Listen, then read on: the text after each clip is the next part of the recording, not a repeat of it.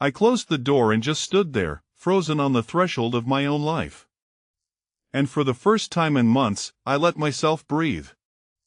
Fully. Deeply. Without fear tightening my chest.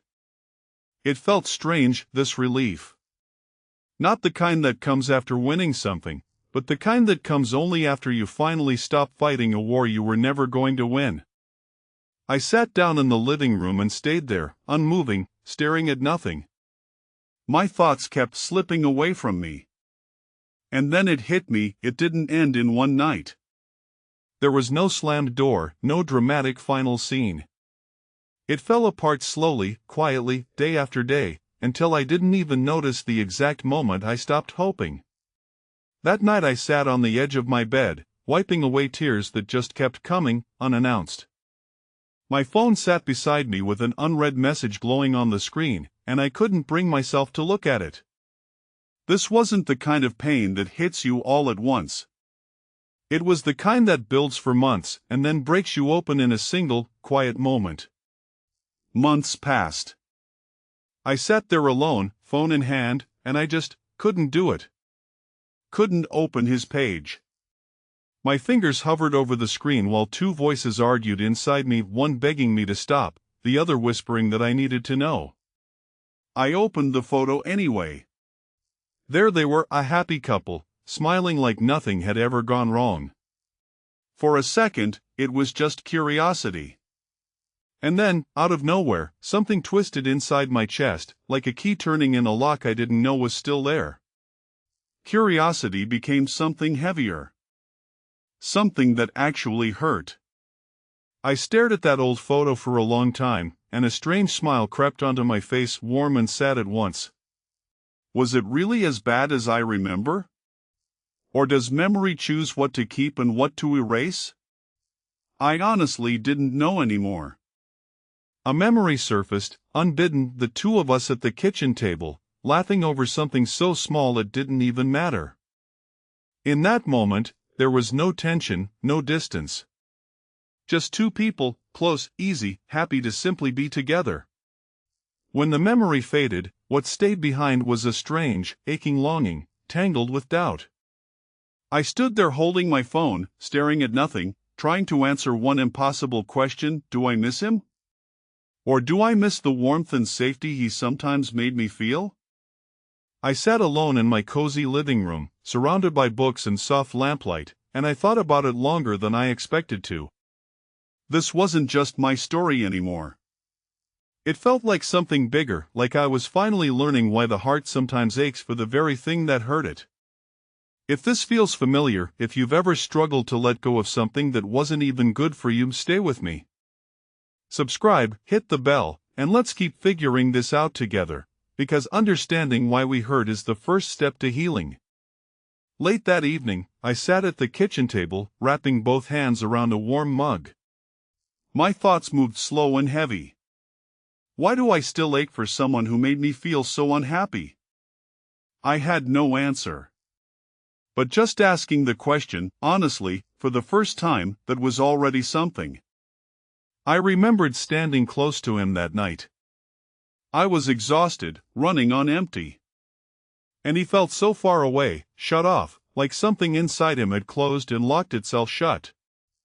We were standing inches apart, and somehow, we were in two completely different worlds. That night I lay awake, staring at the empty side of the bed. His voice echoed in my head, not the words, just the tone, the warmth that used to calm me before sleep. There was no drama in it. Just loneliness. Quiet, simple loneliness. On the couch that evening, I found myself remembering the small rituals of our old life, the morning coffee, the goodnight texts, the ordinary little check-ins about our day. They felt so insignificant back then. Now, their absence felt enormous. I stood in my apartment, staring at the empty chair where he used to sit. Everything looked the same. But it felt different, hollow, somehow, as if what had been taken wasn't just a person, but an entire rhythm of life I hadn't realized I depended on. On the table lay an old calendar, a few photographs, some scattered notes, fragments of plans that never became real. I looked at them in silence, realizing I wasn't just losing him. I was losing the future I had quietly built for us in my head. One hard evening, I stood by the window, phone in hand, not even using it. Inside, there was exhaustion and loneliness, and I kept comparing this quiet, empty version of my life to the one I used to have. The comparison hurt more than I expected it to. I remembered one night crying alone in the bathroom after a fight, while he stayed somewhere in the back of the apartment, distant, withdrawn. Not cruel. Just emotionally unreachable. And somehow, that silence hurt worse than any argument ever could. But there were other moments too. Real ones. Us laughing in the kitchen, him pulling me into a genuine, warm hug. That memory was real, it mattered. But it was only one bright point of light inside a much bigger, much more complicated picture. After those memories settled, a new understanding washed over me. The good moments existed. They were real, they were true, but they were only fragments of a far larger, far messier story. Not the whole story. Just pieces of it. Late that night, sitting on the edge of my bed, I finally asked myself honestly, do I miss him? Or do I miss the way I wished he had treated me? It was a hard question. And for the first time, I didn't look away from it. That morning, I looked at my reflection in the bathroom mirror and it hit me with painful clarity what I actually miss is care. Closeness. The simple feeling of being wanted. Not the entire relationship. Just that one feeling I never quite got enough of. Sitting on the couch in my quiet home, I understood something important. The good moments, no matter how sincere, were never enough to build real safety. Real trust. Warmth alone can't hold a relationship together. It never could. I stood in front of the mirror again, but this time I looked at myself differently, calmer, more honest. I felt stronger. Even though the exhaustion, even though the vulnerability, was still right there in my eyes. Another tender memory surfaced, a soft, genuine moment in the kitchen, warm and real. But I saw it differently now. Just one good scene, inside a story that held far too many painful ones. That evening, I opened our old messages again. I looked at his name on the screen and realized, quietly, that I didn't want to go back. The sadness was still there. But underneath it, something new, a calm, steady certainty. Looking at an old photo, I smiled warm, but tinged with something bittersweet. I still remembered that life. But it didn't pull at me anymore. It didn't call me back. Sitting in the living room, I went through a stack of old photos, one after another. For the first time, I wasn't just seeing the beautiful moments. I was seeing the whole picture, every shadow, every crack, all of it. I remembered the warm embraces and the exhausting arguments, side by side, all at once, both belonging to the same relationship. The present stayed calm. The past just softly echoed somewhere at the edge of my mind, no longer pulling me in. I walked alone down a quiet street, that relationship finally behind me. My steps were steady, calm, sure. He still lived somewhere in my memory. But he no longer lived in my everyday life. And that difference meant everything.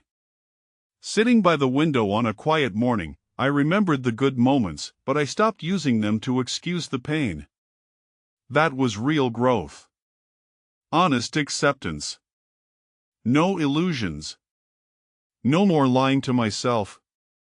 I glanced at an old photo, smiled softly, and set it aside. The warmth in that look was real, but distant now. I could remember the past without wanting to live in it again. For a moment, I remembered his voice, his scent faint, almost gone, but still somehow familiar. I closed my eyes. And when I opened them again, what I felt wasn't pain. It was peace.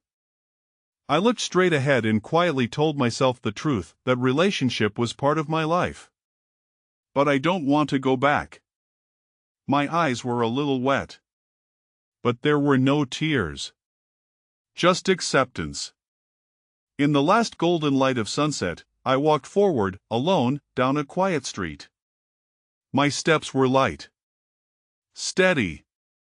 Sure. I wasn't just letting go of the past anymore.